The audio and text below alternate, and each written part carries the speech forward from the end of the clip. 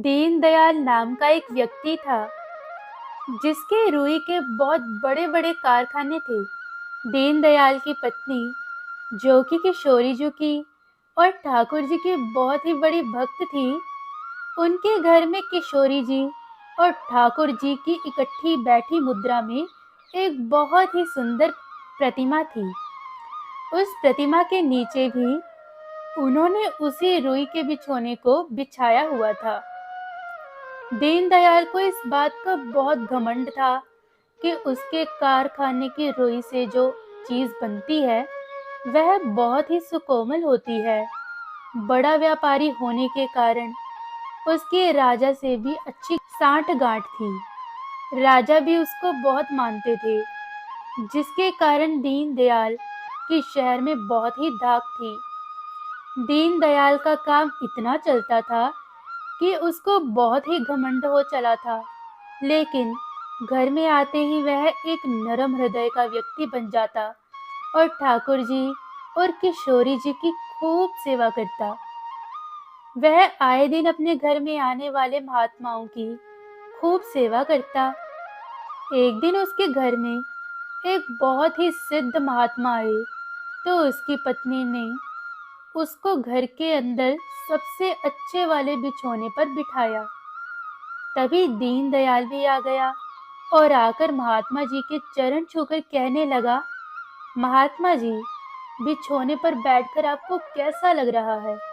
महात्मा जी कुछ नहीं बोले। फिर दीनदयाल जी ने दोबारा पूछा कि महात्मा जी, यह सबसे सुकोमल दुनिया में सबसे कोमल बिछौना है, इससे ऊपर कुछ भी नहीं है, इस पर बैठकर आपको कैसा लगा? तो महात्मा जी आंखें बंद करके बोलने लगे, सुकोमल तो बस। फिर थोड़ा रुककर बोले, सुकोमल तो बस। इसके आगे कुछ ना बोले और आंखों में आंसू भरकर बस यही बोलते रहे, सुकोमल तो बस, इससे ज्यादा और कोई नहीं हो सकता। और आंखें बंद कर कर यही बोलते रहे। लेकिन दीनदयाल पूछता रहा कि बोलो महात्मा जी, कैसा लगा? लेकिन वह महात्मा जी तो बस आंखें बंद करके आंखों में आंसू बहाकर यही कहने लगे, सुकोमल तो बस वही है। तो दीनदयाल को इतना गुस्सा आया और गुस्से में महात्मा जी को धक्के मारकर घर से बाहर निकाल दिया और फिर पूछता रहा, महात्मा जी बोलो तो सही, क्या यही सबसे कोमल है ना? तो महात्मा जी कुछ ना बोले, बस यही बोलते रहे, सुकोमल तो बस एक ही चीज है।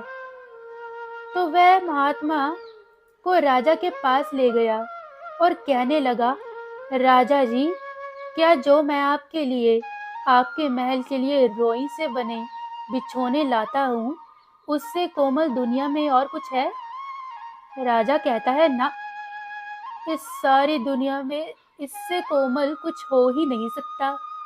लेकिन जो महात्मा जी थे वह तो यही बोलते रहे, कोमल तो बस, कोमल तो बस वही, यही करते रहे। इसे दीनदयाल ने अपना अपमान समझा और राजा जी को बोला कि राजा जी, देखो ना, आपका अपमान कर रहा है और साथ ही मेरा भी अपमान कर रहा है। राजा को भी इस बात पर बहुत गुस्सा आया और उसने महात्मा जी को धक्के मारकर शहर के बाहर फेंक दिया। लेकिन उस महात्मा जी को कुछ नहीं पता।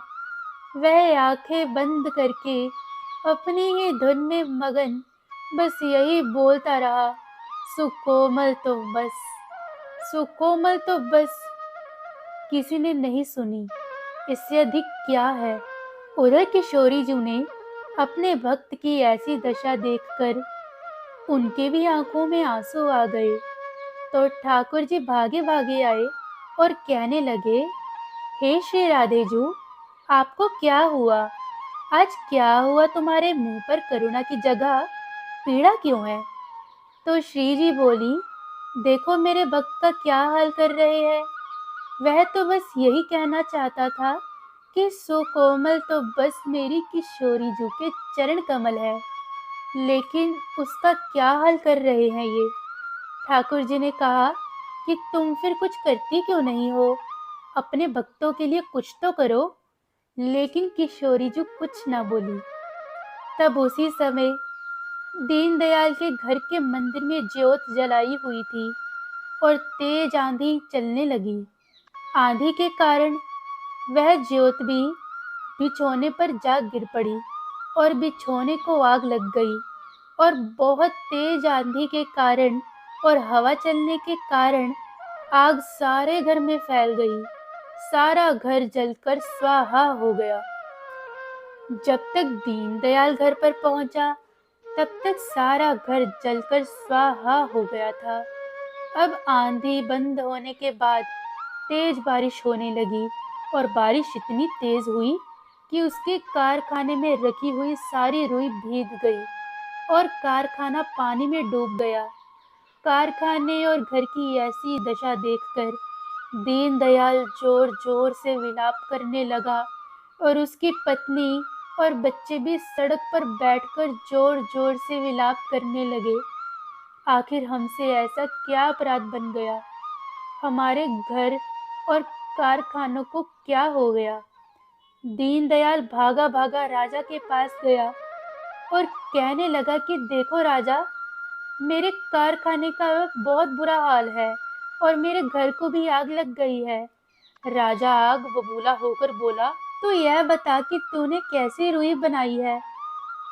देखो, यह मेरी पत्नी, बच्चों और राजकुमार और राजकुमारियों का इसने क्या हाल कर दिया। इनको तो देखो, इसी के कारण शरीर पर जैसे एक अलग सी खुजली जैसी बीमारी हो रही है। और राजा ने उसको मारकर वहां से भगा दिया। वह रोता हुआ फिर घर की तरफ गया और घर में जाकर और जोर से दहाड़कर रोने लगा कि मेरे घर को क्या हो गया। तभी उसका ध्यान मंदिर में पड़ी ठाकुर जी और किशोरी जी की प्रतिमा पर पड़ी। वह उनके चरणों में गिर पड़ा और उसका हाथ किशोरी जी के चरणों में लग गया।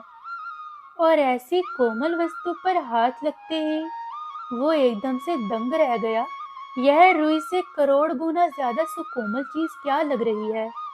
उसने ध्यान से देखा तो किशोरी जी के चरण कमल है। तभी उसके दिमाग में महात्मा जी की कही हुई बात अब याद आई कि महात्मा तो यही कहना चाहता था कि किशोरी जी के चरणों से कोमल और कुछ भी नहीं है।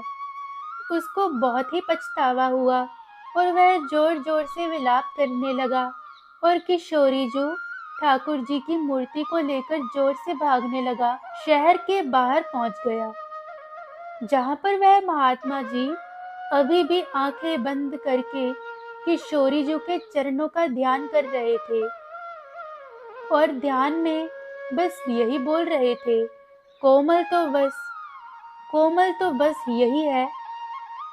बस यह सुनकर दीनदयाल भी अधीर हो गया और महात्मा के चरणों में गिर पड़ा और कहने लगा, हाँ हाँ महात्मा जी, मैं समझ गया। सो कोमल तो बस मेरी किशोरी जू, मेरे लाडली जू, मेरे करुणामयी, मेरे लाडो जू के चरणों से कोमल दुनिया में और कुछ भी नहीं है।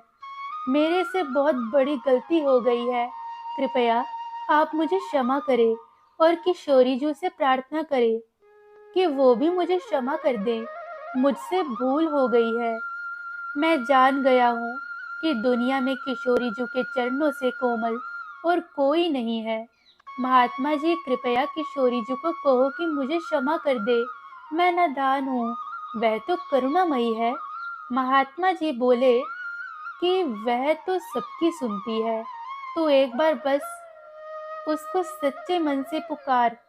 बस निरंतर आंसू बहाता हुआ उस किशोरी जी को याद करता हुआ और वही बैठ महात्मा जी के साथ किशोरी जी के बरसाने धाम को चल पड़ा।